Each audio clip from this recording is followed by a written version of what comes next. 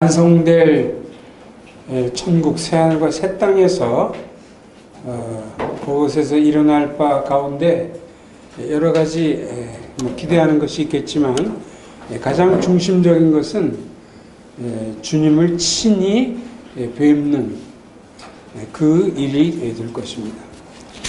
왜 그러면 주님을 친히 뵙고자 하는가? 만약 저한테 묻는다면은 저는 두 가지로 답변을 하곤 합니다. 첫째는 나를 그렇게도 사랑하셔서 목숨을 버리신 그런 분이기 때문에 이 세상 어디 누구도 저를 위해서 목숨을 버릴 정도로 사랑하고 죄를 대속하신 그런 분이 이제 없기 때문에 정말 만나보고 싶다. 이것이 제 마음의 소원입니다.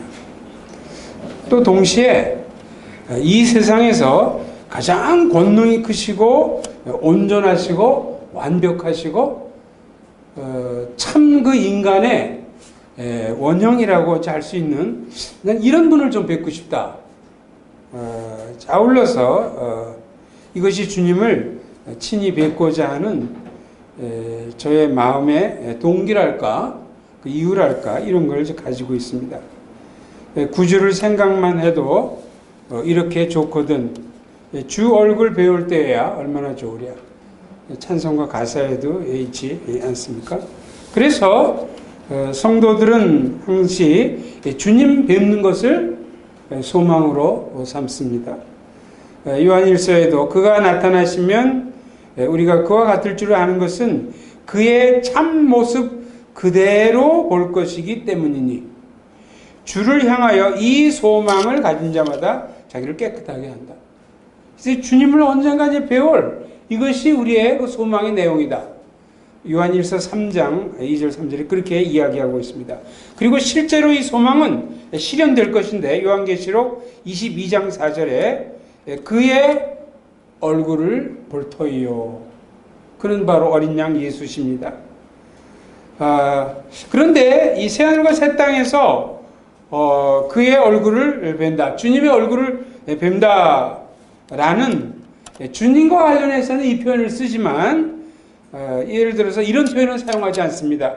성부의 얼굴을 본다 이런 표현은 우리는 절대 사용하지 않습니다. 성령님의 얼굴을 본다 이런 표현을 쓰지 않습니다. 왜냐하면 성부와 성령께서는 신체를 가지고 계시지 않기 때문에 진정한 의미에서의 얼굴을 갖고 계시지는 않습니다. 그러나 예수님은 달라요. 예수님은 우리가 아는 그런 지상에 계실 때 소위 인성을 입고 이 땅에 성육신을 하셨습니다. 말씀이 육신이 되었다. 보통 그렇게 이제 표현을 하죠. 이때 갖다 우리가 잘못 생각하는 것은 말씀이 육신이 되었다 하니까 하나님이 인간의 신체를 입고 나타나셨다. 그렇게 생각을 해요. 근데 그것은 아주 정확한 것은 아닙니다. 여기서 육신이라는 것은 부분으로 전체를 나타내는 이런 표현입니다.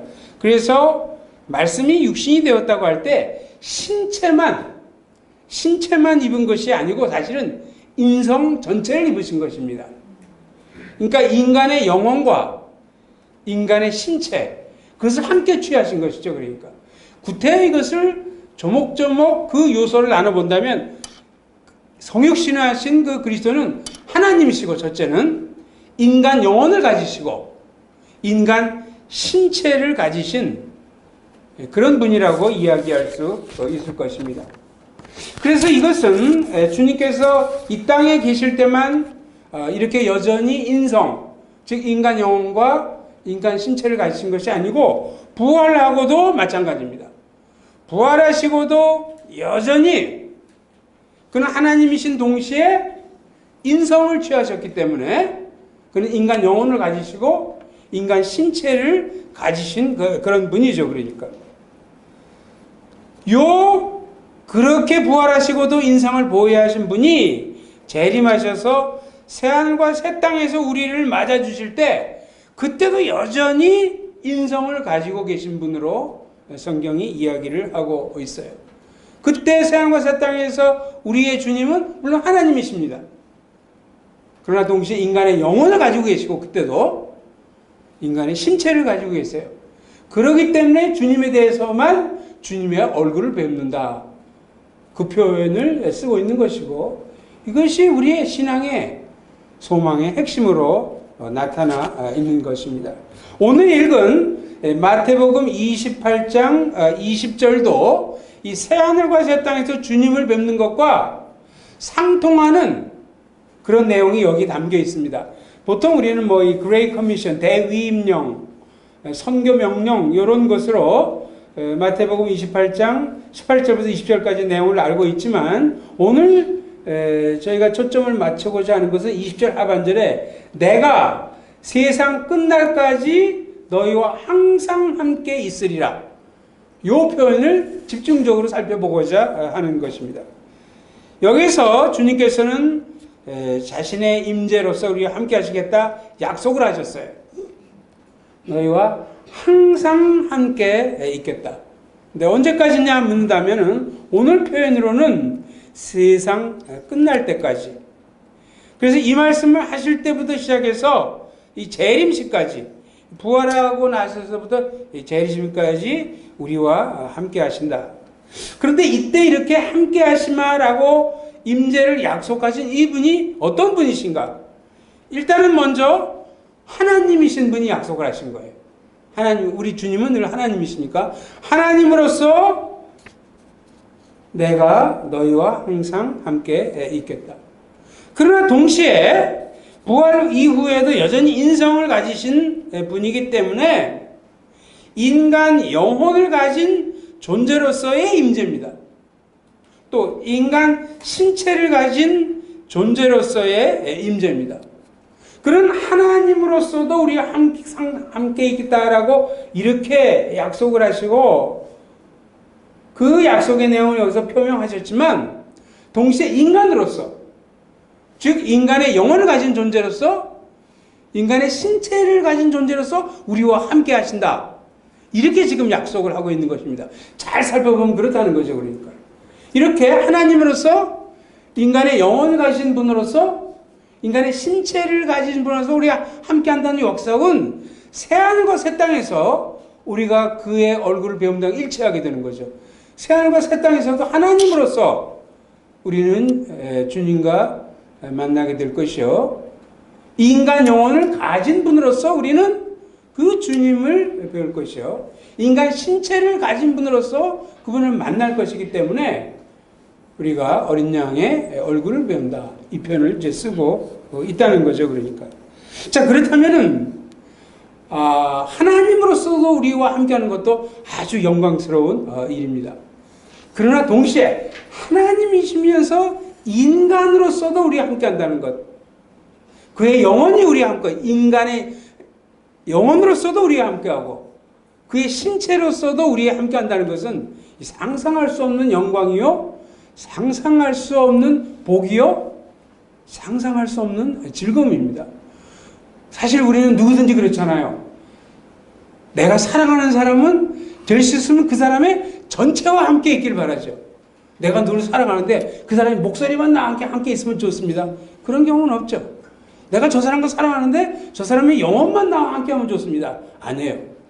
영혼이고 신체고 소위 늘 얘기하는 것처럼 소위 entire person, 전체로서의 인격적 그 존재가 내가 그를 사랑하면 함께 있기를 바라는 거죠. 그러니까. 그게 한 부분이라도 내가 싫어한다면 사실은 나는 그걸 사랑하지 않는 거예요. 됐으면 멀어지고 싶은 거죠. 그러니까. 그래서 이렇게 정말 전체로서의 주님의 그 임재의 약속이 바로 마태복음 28장 20절에 여기 나타나 있다는 거죠. 그런데 이제 이 말씀을 하시고 주님께서 얼마 후에 승천하셨습니다. 승천하시고 우리가 아는 것처럼 하나님 우편에 앉으셨어요. 그러면 승천하시고 나서 재림하실 때까지, 승천하시고 나서 재림하실 때까지도 이 마태복음 28장 20절에서 한 이 임재의 약속이 이루어지고 있느냐는 말이죠. 그러니까 면밀히 살펴보면 그렇지 않아요. 왜 그러냐면은 승천 후의 주님을 생각해 볼 때 역시 승천 후의 주님은 하나님이십니다. 그러니까 하나님이시니까 하나님으로서의 주님은 우리가 많이 쓰는 것처럼 어디든 계시고 소위 편재하시고 신학적 용어를 쓴다면 편재하시고 현재 우리 심령 안에 임재하시고 지금 우리 안에 내주에 계세요.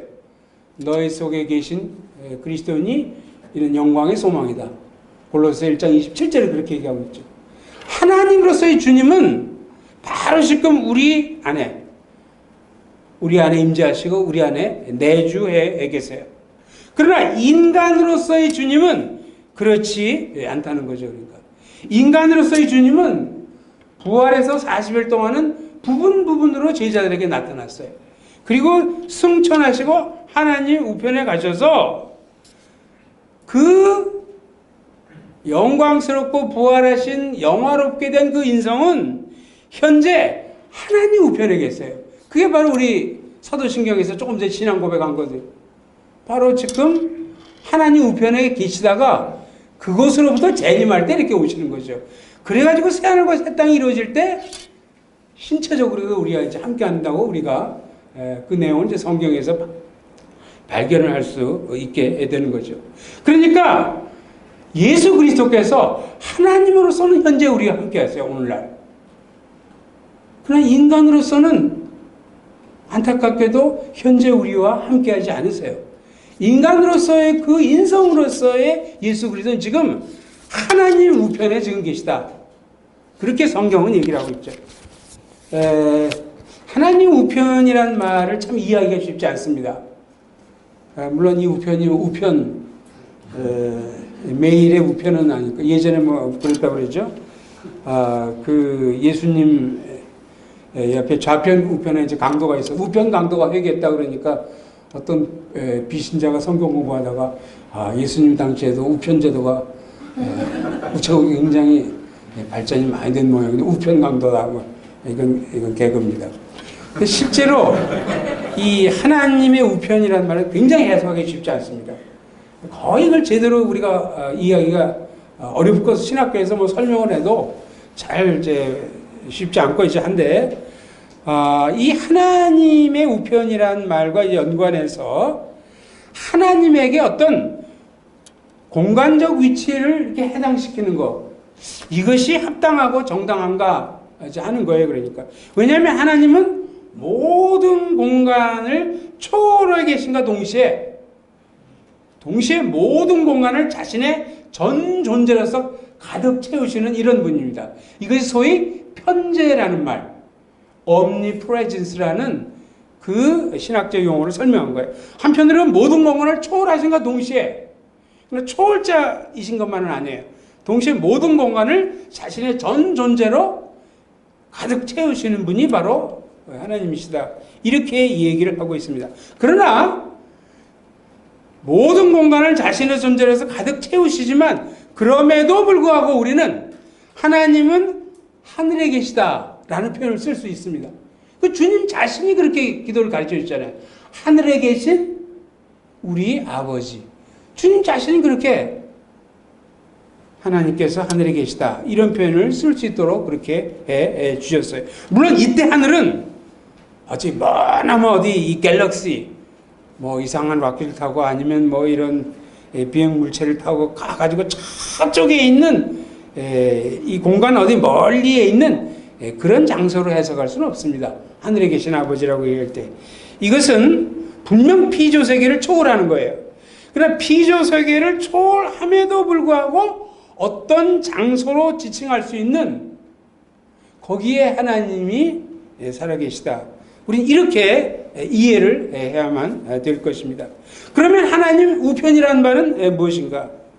이 하나님 우편이라는 말은 1차적으로는 역시 장소적 의미로 해석을 해야 됩니다. 왜냐하면 하나님도 피조세계를 초월하지만 어느 장소의 공간에 계신 것으로 얘기하고 있으니까. 즉 하나님께서 피조세계를 초월해 임재하시는 어떤 공간에 인간으로서의 그리스도가 거기 함께 계신 것입니다. 이것이 1차적으로는 하나님 우편이란 말을 장소적으로 해석하는 것입니다. 그러나 거기서 그쳐서는 안 됩니다. 동시에 이것은 사실은 비유적인 의미죠. 그러니까 누구의 우편에 앉는다는 것은 그 인물과 권세가 동등하다는 뜻입니다. 그래서 열왕기상 2장 같은 데도 보면은 솔로몬이 자기 어머니 밧세바를 자기 우편에 앉히는 거죠. 그러니까 우리 어머니 넘보지 말아라. 바로 나와 권세가 같다. 그런 뜻이에요, 사실.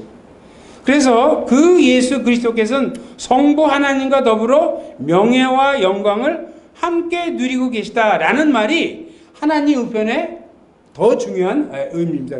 장소적 의미도 있고 비유적 의미가 같이 있다는 거죠. 그러니까. 그래서 예수님이 하나님 우편에 계시다라고 이야기할 때 예수님의 인성은 매우 영원하게 되었지만 지금도 하나의 공간을 차지하고 계세요. 거기에만 계세요.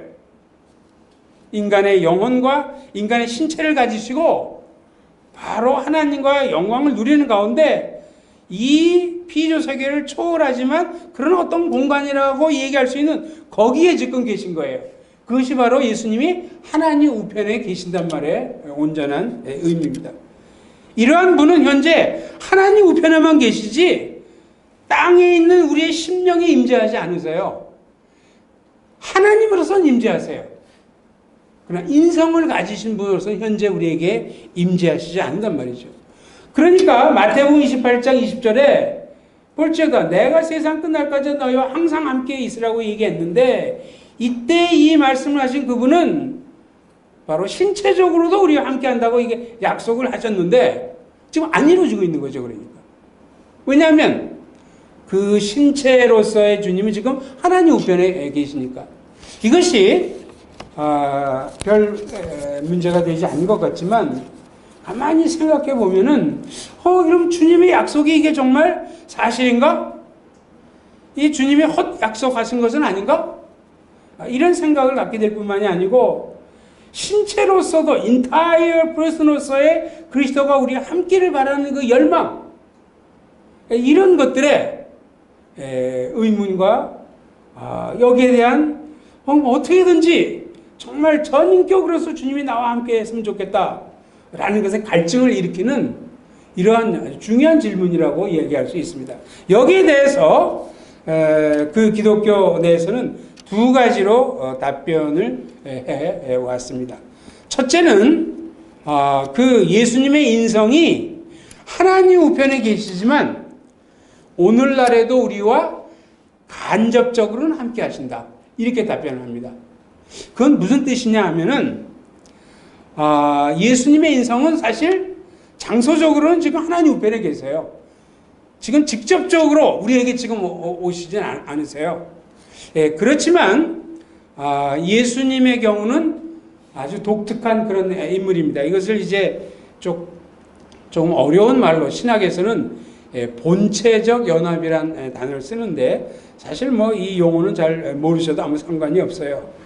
이건 뭐냐면 예수님의 인성과 신성이 로고스라는 하나의 위격 내에 연합이 되어 있다는 겁니다. 그러니까. 그래서 예수님은 100% 하나님이고 100% 인간이다. 우리가 주일학교 배울 때 이제 그런 것이죠. 그런데 하나님이신 이 존재, 또 인간이신 존재가 나누어져 있는 것이 아니고 로고스, 말씀이라는 이 위격 내에 긴밀하게 연관되어 있다는 거죠. 그러니까. 그래서 신성으로서의 그리스도는 아까 얘기한 것처럼 우리가 늘 함께 하세요. 우리 심령에 함께 하세요. 그러나 인성으로서의 그리스도는 하나님 우편에 계시지만 이 예수님의 인성이 신성과 긴밀하게 연합이 되어 있기 때문에 신성이 우리 심령에 어디든지 편지하실 때 인성도 간접적으로 그러한 편재의 능력을 발휘한다는 거죠. 그러니까 이것이 바로 그의 인성이 직접적으로 우리와 함께 하시지는 않지만 이 인성이 신성과 연합이 되어 있기 때문에 신성편에서 우리와 함께 할 때 간접적으로 인성도 우리와 함께 한다. 이것이 이제 첫 번째 답변입니다. 그래서 마태복음 28장 20절의 약속이 오늘날도 지켜지고 있다. 이렇게 얘기합니다. 그 다음에 두 번째, 이 두 번째 항목이 훨씬 중요하고 이것이 성찬식과 연결이 되어 있는 중요한 진리입니다. 이 두 번째로는 성찬식을 통해서 예수님의 인성이 하나님 우편에 계심에도 불구하고 오늘날 우리와 함께하는 이런 영적 효능을 발생한다. 이렇게 얘기할 수 있습니다. 성찬식을 통해서 예수님의 인성은 현재 장소적으로는 하나님 우편에 계심에도 불구하고 흡사 효능에 있어서는 오늘날 우리와 함께하는 이러한 놀라운 그런 은혜를 우리에게 베푼다. 라고 이제 단도직입적으로 말씀드릴 수 있습니다. 예수님의 인성은 사실적으로는, 이제 이 단어들이 중요하기 때문에 제가 사실적으로는, 장소적으로는 우리와 함께하지 않습니다. 그러나 실질적으로는 흡사 우리와 함께하는 것에 맞먹는 영적 효능을 나타낸다는 거죠. 이것이 성찬식을 통해서 가능해진다고 가르쳐 왔습니다. 특별히 이것을 종교개혁자는 켈빈은 자기 기독교 강의라는 책에서 이러한 영적 능력에 대해서 이런 표현을 사용하고 있습니다. 우리와 그렇게도 먼 거리에 떨어져 있는 그리스도의 신체가, 왜냐하면 인성으로서의 그리스도는 지금 하나님 우편에 계시니까, 우리와 그렇게도 먼 거리에 떨어져 있는 그리스도의 신체가 우리에게 침투해서 우리의 영적 음식이 된다는 것이 잘 믿기지는 않을 것이다. 이게 뭐냐면 성찬식을 통해서 그렇게 먼 그리스도가 아주 가깝게 우리에게 임재한다. 이것이 그냥 합리적으로 들리지 않고 잘 믿기지가 않을 것이다. 그러나 성령의 비밀스러운 권능이 얼마나 우리의 감각을 훨씬 능가하는지 기억하도록 하자. 이성적으로 생각해보면 도저히 그 멀리 하나님 우편에 있는 그 인성의 그리스도가 우리에게 오늘날 영적 음식으로 함께 임재한다라는 것이 믿기지 않지만 성령께서 그것을 가능하게 하신다는 것이죠. 우리의 감각적이고 합리적인 이성으로는 납득이 되지 않지만 성령께서는 그것을 가능하게 하신다는 겁니다. 또 우리의 측정치로 성령의 불가측정적 역사를 측정한다는 것이 얼마나 어리석은 일인지 기억하도록 하자. 그렇다면 우리의 이성이 이해하지 못하는 것을 우리의 믿음이 마음속에 그림을 그리도록 하라. 이것은 우리의 이성으로 합리적으로 완전히 설명되지 않는 거라는 거예요. 여기서 믿음의 작용이 굉장히 중요하다고 얘기합니다. 이 믿음은 마음의 그림을 그려요. 어떻게 그림을 그리냐면 성령님의 역사를 통해서 공간상으로는 멀리 떨어져 있는 대상들을 참되이 연합시킨다는 것을 마음속에 믿음으로 그림을 그리도록 하라. 그러면서 성찬식에 참여하라고 그렇게 얘기하는 거죠. 그러니까 여기서 공간상으로 멀리 떨어져 있는 대상들을 연합시킨다고 할 때 공간상으로 멀리 떨어진 대상들은 바로 뭐겠습니까? 바로 주님의 인성, 하나님 우편에 계신 주님의 인성과 우리의 심령을 얘기하는 거죠. 이 두 가지가 이렇게 멀리 떨어져 있지만 성령님의 역사로 말미암아 얼마든지 공간의 제약을 초월해서 바로 그 인성으로서의 그리스도가 우리와 함께하는 그런 영적인 효과를 그대로 나타내도록 하는 것이 바로 성찬이다. 켈빈은 이렇게 이야기를 하고 있습니다. 성령께서는 공간적으로 멀리 떨어져 있는 대상을 연합시키세요. 이것은 이제 구약의 한 인물과 신약의 한 인물에 관한 성경의 내용을 보면 잘 알 수 있습니다. 에스겔이 이런 경험을 하죠. 에스겔이 지금 그발강가 지금 바벨론의 포로로 잡혀가 있지 않습니까? 그럴 때 어떤 경험을 하냐면 이 성령님의 역사로 독특한 경험을 하죠. 주의 영이 에스겔 8장 3절을 제가 읽습니다. 주의 영이 나를 들어 천지 사이로 올리시고 하나님의 환상 가운데 나를 이끌어 예루살렘으로 가서 보세요. 이 바벨론으로부터 구발강가나 이런 데로부터 예루살렘까지는 굉장히 먼 거리예요. 그런데 공간적으로 그렇게 떨어져 있지만 금방 나를 순간적으로 이끌어가지고 예루살렘에서 무슨 일이 벌어지는지를 다 보게 하시고 하는 이 역할을 하신다는 거죠. 그럴 때 주의 영이 나를 들어 천지 사이로 올리시고 나를 이끌어 예루살렘으로 데리고 갔다. 이것은 모든 사람이 경험하는 건 아니지만 특이하게 이렇게 경험하실 수 있어요. 신약에서 사도 요한이 이런 경험을 합니다. 요한계시록 4장 1, 2절을 보면은 하늘에 열린 문이 있고 이리로 올라오라 이런 음성이 들립니다. 그럴 때 2절을 보면 내가 곧 성령에 감동되었더니 보라 하늘에 보좌를 베풀었고 그 보좌 위에 앉으신 이가 있는데 하나님 우편으로 끌어올려져 가는 거예요. 바로 이 사도 요한이. 그럴 때 그 경험이 바로 성령에 감동되었다 이렇게 얘기하는, 사실 문자적으로는 성령 안에서 이런 표현입니다. 그래서 이 에스겔과 또 사도 요한 같은 경우는 바로 공간적으로 멀리 떨어져 있는 이 제약을 성령님의 특수한 역사로 말미암아 공간을 뛰어넘어서 아주 친밀한 경험을 하는, 공간적으로 떨어지는 데를 연합시키는 이 경험을 한 인물로 성경에 나타나 있다는 거죠. 그러니까 바로 성찬식을 통해서 성령께서는 아까는 특수하게 그런 사람, 하나님의 계시를 보여주기 위해서 특수한 사람이 했던 역할을 이제는 그게 아니고 오늘날 주님의 임재를 인타이어 퍼슨을 누리도록 할 수 있도록 하기 위해서 모든 성도들, 특별히 성찬식의 믿음으로 참석하는 성도들에게 성령께서는 그렇게 거리가 멀어도 그리스도의 인성을 우리의 심령과 연합시킨다는 거죠. 켈빈이 한 말이 바로 그것입니다. 지금 하나님 우편, 이 피조계를 초월해서 계시면서도 어느 한 장소로 계시던 그 하나님 우편과 지구에 멀리 떨어져 있는 지구의 강남 지역에 바로 오늘 이 장소, 얼마나 멀리 떨어져 있는지 이 공간에 이 사뭇 멀리 떨어지면 우리의 상상을 초월하는 것입니다.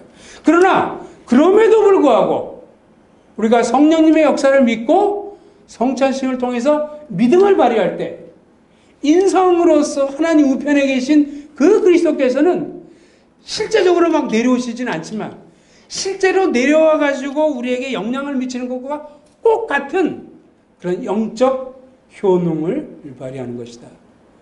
이것이 바로 켈빈의 성찬관이고 이것이 바로 영적 임재설이라는 그 교리의 핵심 내용을 제가 말씀드린 것입니다. 그렇기 때문에 우리는 성찬식 때마다 entire 전체로서의 그리스도를 오늘날 체험할 수 있고 마태복음 28장 20절에 거기서 약속한 것이 오늘날도 이루어진다는 것을 우리는 체험할 수 있는 것이죠. 비록 하나님 우편에 계신 그러한 예수 그리스도의 인성이지만 성령님의 역사를 통해서 모든 공간의 제약을 뛰어넘어서 실제로 우리의 여기 함께 계신 것처럼 하는 영적 효과를 나타내 주신다는 거죠. 이것은 아마 우리의 이제 인간관계로부터도 이런 유추를 해볼 수 있을 것입니다. 여기 이제 두 사람의 연인이 있다고 아마 거리상으로 멀리 떨어져 있습니다. 연인 이제 막 늙어서 이제 징그러운데 무슨 연인 얘기합니까? 그래도 좀 옛날 좋았던 시절 생각해 보세요. 자, 두 사람이 아주 애틋하게 서로 만나고 싶어 하는데 공간상으로 떨어져 있다고 해봅시다. 그래서 도저히 신체적으로는 함께 있을 수가 없어요. 그러나 어떤 수단이나 글쎄 리마인더라고 할까요? 어떤 그 상기물 이런 도움을 받으면은 흡사 상대방이 나와 함께 하는 것 같은 효과를 누리는 이런 일이 가능하지 않습니까? 예를 들면은 예전에는 편지를 해. 그 사람이 저는 편지를 읽고 있으면은 신체상으로 절대 이 사람은 떨어져 있는 거죠. 그러나 그 편지의 내용이 애틋하면 애틋할수록 흡사 그 사람이 나와 함께 있는 것 같은 그런 효과는 얼마든지 우리 맛보는 거 있지 않습니까? 편지보다 더 나은 것 같으면 사진 같은 것이 조금 더 공간적 제약을 훨씬 더 해소해주는 그런 수단, 리마인더라고 얘기할 수 있겠죠. 아마 녹음 테이프를 들으면은 더 그럴지 몰라요. 그럼 녹음 테이프를 들었다고 해서 그 상대방이 나와 신체적으로 지금 옆에 실제 찾아와 있는 건 절대 아니죠. 그러나 아까보다는 훨씬 더 흡사 상대방이 나와 함께하는 효과를 누리는 것이 가능해지죠. 만약 이제 실시간으로 전화를 한다든지 아니면 비디오 테이프를 본다든지 더 이제 한 걸음 더 나가서 오늘날에는 이 화상을 통해서 실시간 의사소통을 한다고 해봅시다. 저도 뭐 이게 굉장히 이런 거 잘 못하는데 작년에 미국 가 있을 때 우리 아이들하고 저희는 이제 콰이타임을 뭐 매주 쉐어링을 일주일에 한 번씩 하는데 아들 녀석만 이제 한국에 남고 저희 집에 개를 키우기 때문에 개를 누가 봐야 되기 때문에 하여튼 딸하고 저희 부부는 이제 미국을 가 있고 하는데 그래서 이제 이 콰이타임 쉐어링만은 우리가 가족의 신앙 전통이니까 그냥 할 수 없다 해가지고 이제 화상으로 이렇게 했어요. 그러니까 그거 참 놀랍더라고요. 그러니까 이 화상을 통한 실시간 의사소통 이런 것들은 그렇다고 해서 절대 두 사람이 물리적으로 지금 만나고 있는 건 아니죠. 그러나 얼마나 이것이 생생한지 거의 그런 효과를 일으키는 걸지. 이 성찬식도 바로 그런 역할을 한다. 똑같이 일상에서 이처럼 똑같다고 생각할 수 없을지 모르지만 분명 그리스도의 인성은 하나님 우편에 지금 계세요. 그러나 그럼에도 불구하고 이 공간적 제약을 성령님께서 해결해 주시고 에스겔에게 역사하시고 사도 요한에게 역사한 성령님께서 왜 못하시겠어요? 그러면서 이 성찬 예식을 매번 우리가 행하도록 그렇게 하셨잖아요. 이런 걸 통해서 떡과 포도주를 통한 이러한 의식을 통해서 주님이 인성으로서도 함께하는 영적 효능을 창출해내시도록 한 것이죠. 성령님의 역사와 우리의 믿음, 이 두 가지가 성찬에 참여할 때 매우 중요한 것이라고 말씀드릴 수 있습니다. 이렇게 성찬식을 통해서 마태복음 28장 20절에 세상 끝날까지 너희와 항상 함께 있으리라, 이 약속은 오늘날도 지켜지고 있는 것입니다. 그렇기 때문에 사실 오늘날은 너무 성찬식이 약화되고 의미도 잘 알지 못하고 형식적으로 1년에 뭐 한두 번 하고 끝나버리고 1년에 두 번도 이제 중국 출장 한 번 가고 어쩌다 가족하고 이제 뭐 여행 가가지고 저쪽 남쪽으로 한 번 갔다 오면은 성찬식 참여 못하는 수 있잖아요.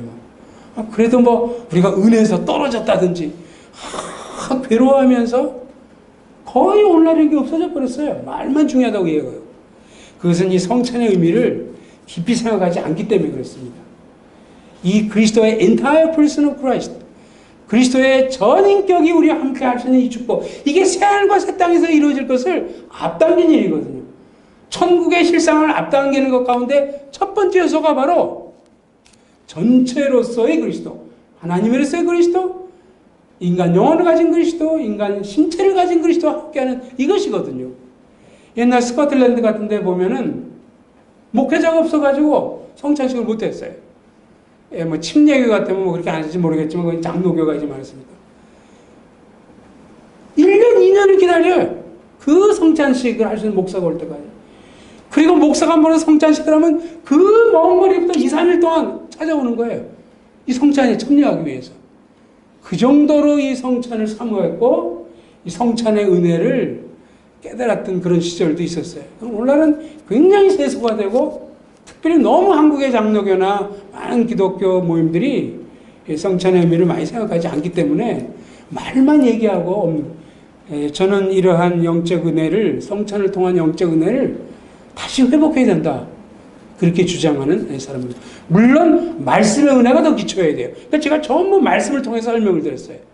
말씀에 기초하는 가운데 성찬의 은혜는 아주 독특한, 성경 말씀을 통해서 깨닫는 것도 은혜지만 이거와 독특한, 또 약간 구별되는 이런 하나님의 은혜를 경험할 수 있는 수단이 바로 성찬이라고 얘기할 수 있는 것이죠.